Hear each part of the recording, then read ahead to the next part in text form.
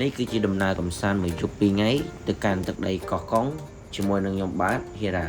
សម្រាប់គ្នាយើងដែលមានបំណងចង់ទៅលេងនៅខាងកោះកុងក្រៅខ្ញុំពិតជា recommend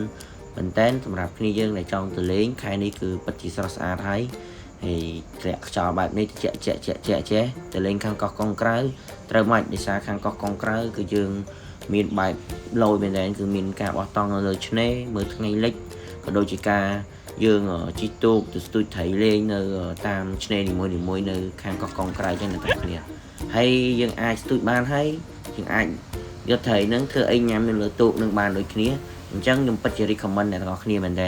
អ្នកដែលចូលចិត្តស្ទូចត្រីថតរូបបែបថ្ងៃលិចអីនៅខាងសមុទ្រត្រូវមិនមែនតើទៅលេងខាងកោះកុងក្រៅគឺត្រូវមែនតើអស់គ្នាមកទេកោះកុងក្រៅយ៉ាអូហើយនេះគឺជាវីដេអូពួកខ្ញុំនៅពេលយប់ពួកខ្ញុំដើរចាប់មឹកបានមួយទៀតអើយមកច្រើនមិនថាមឹកក្តាមគៀគឺមានច្រើនមែនតើហើយសម្រាប់គ្នាយើងដែលមានបំណងចង់ទៅចាប់ក្តាមចាប់មឹកចាប់គៀតែខែនេះគឺពេញវិចេញអីអញ្ចឹងហើយយើងដើរចាប់គឺទឹករាក់ទេអ្នកគ្នាប្រហែលទឹកជ្រៅបំផុតត្រឹមជង្គង់អីទេដូចខ្ញុំថតវីដេអូនេះបង្ហាញដល់អ្នកគ្នាអញ្ចឹងគ្នាយើងដែលមានបំណងចង់ទៅខែនេះទៅហើយខែនេះគឺកម្មប្រមាអីយើងធំដែរអ្នកគ្នាហើយ